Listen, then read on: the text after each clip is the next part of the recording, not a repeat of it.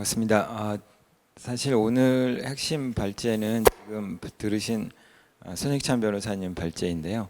우리가 중대시민제에 대해서는 이제 익숙하지 않습니다. 입법 시에 이제 논쟁도 있었고 해서 그 당시에 알고 계신 분들은 계시겠지만 그 이후로 다시 환기할 기회가 없었던 것 같아서 발제 2를 잡았던 것이고요.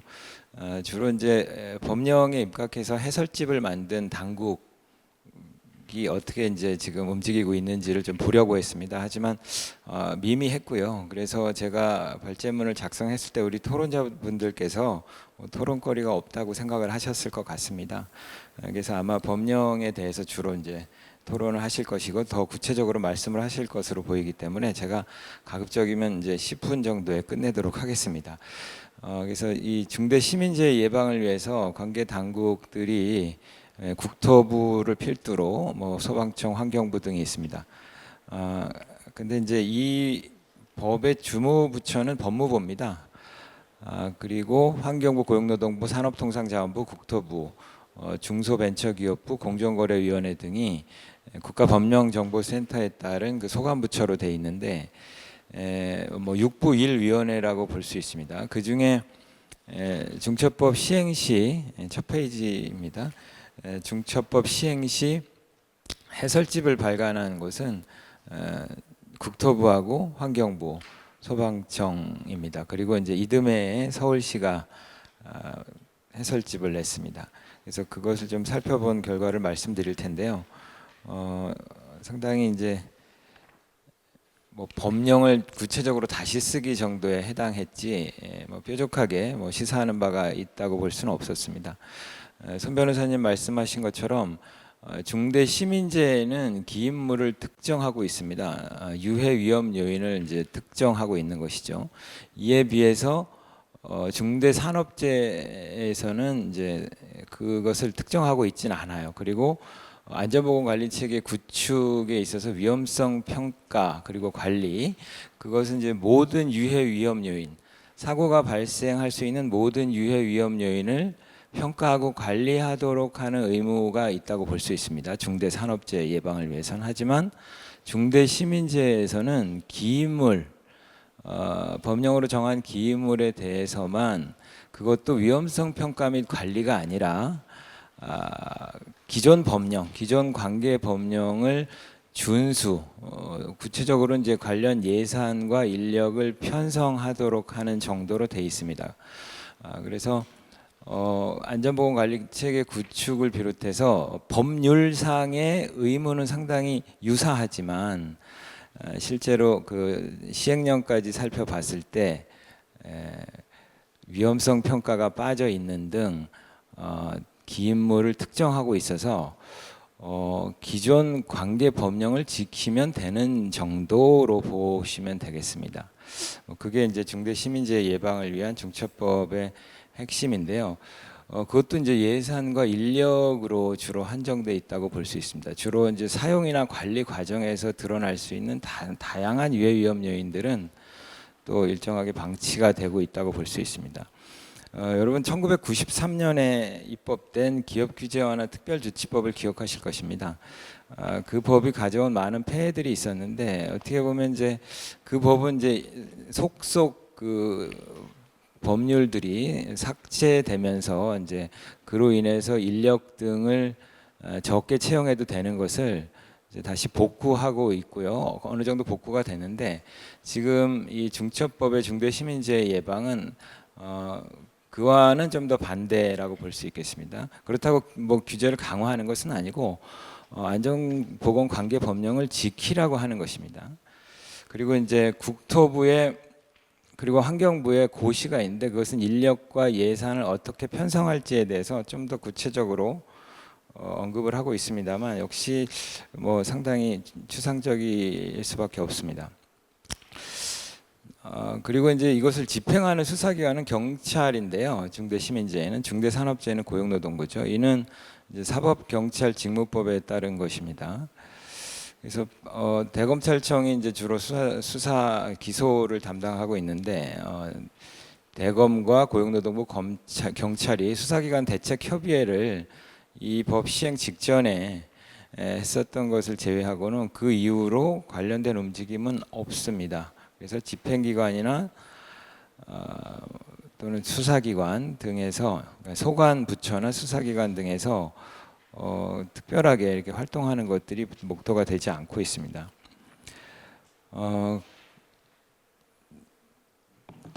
자, 지금 이걸로 보면 57페이지, 58페이지를 보시면 이 법은 아시는 것처럼 이제 중대재해 발생 시에 적용이 되고요. 재발생을 전제로 하고 있는 법입니다. 그리고 이제 공중이용시설, 공중교통수단 뿐만 아니라 이제 원료 및 제조물, 지금 말씀하신 손 변호사님 말씀하신 사항 공중이용시설과 공중교통수단 사례였는데 원료 제조물 사례는 아직 발생하지 않았습니다.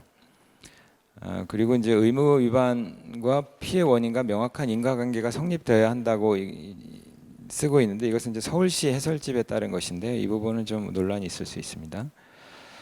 자, 그리고 이제 공중이용시설, 공중교통수단에 대해서 정의에서 명확히 하고 있죠. 기인물을. 자, 쭉쭉 넘어가겠습니다.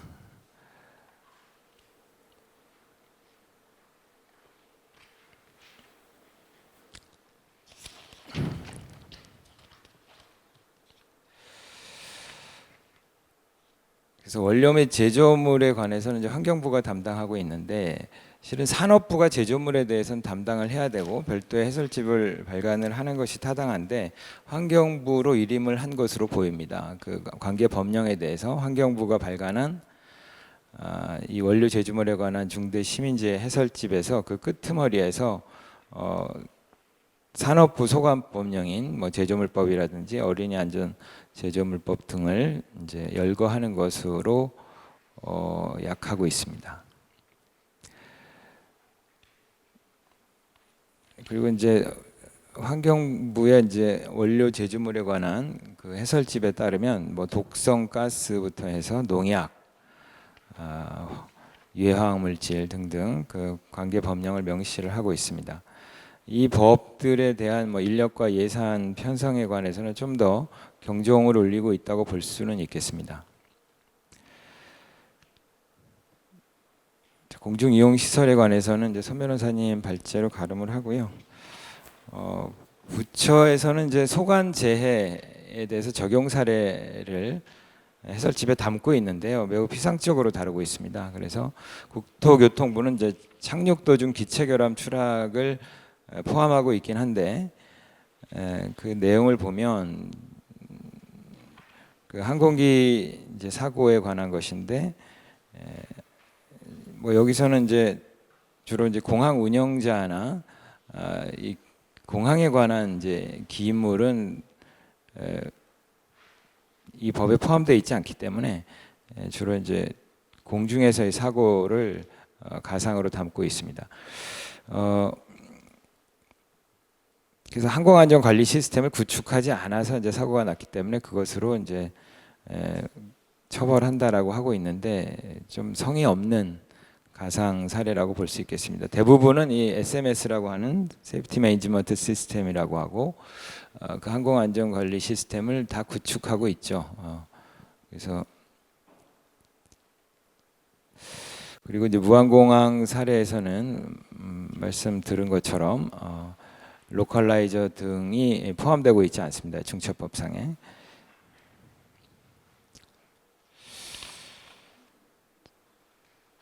그리고 이제 이에 비해서 만약에 중처법에서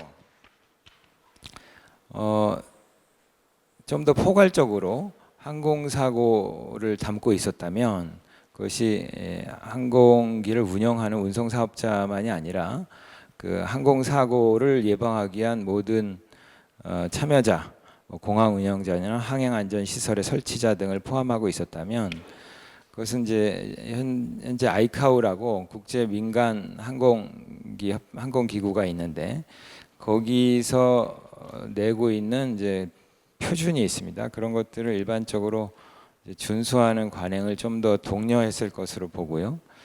그랬을 때 아마도 로컬라이저가 좀 더 깨지기 쉬운 구조로 되는 것들도 빨리 도입하지 않았을까 하는 그런 추정도 해봅니다. 자, 그리고 소방청의 가상 사례는 이제 유흥주점 화재를 다루고 있습니다. 또한 매우 단순하게 다루고 있어서 크게 뭐 시사하는 바가 있지는 않습니다.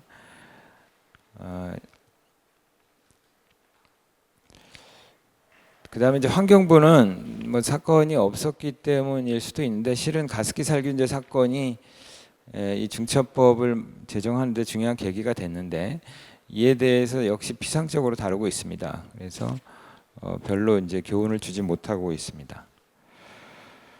이 점에 대해서 이제 해설집을 좀 수정 발간하는 등의 노력이 필요할 것으로 봅니다. 그러니까 국토부만 2023년에 수정 발간을 했습니다. 환경부나 소방청, 기타 뭐 발간하지 않은 산업부 등도 이런 것들을 만들어서 좀 더 복잡한 있을 법한 사례들을 가지고 진지하게 해설집을 만들 필요가 있다는 생각은 듭니다.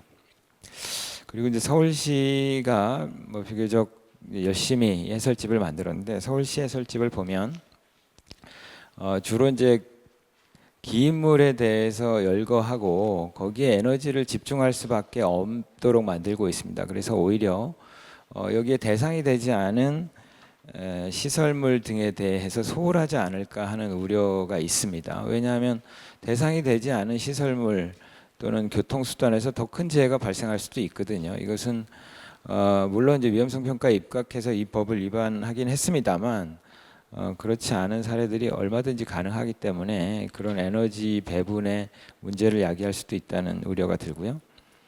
그리고 이제 마지막으로 결론입니다. 결론은 이제 집행 뭐 내지는 이제 수사 당국에 대한 이제 얘기를 드렸는데 일단 법률 주무부처인 법무부는 법령 제정 등 최소한의 절차만 수행했고 소관부처를 아울러서 법령의 시행 현황을 모니터링하고 적극적으로 피해자를 지원하는 등의 역할을 하지 않고 있습니다.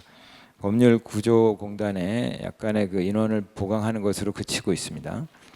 행안부 또한 문제인데요. 재난안전법의 소관부처로서 지자체와 함께 재난대응 주관 부처 역할을 하고 있는데 이 관련이 깊은 중처법의 시행과 관련해서 활동이 거의 없습니다.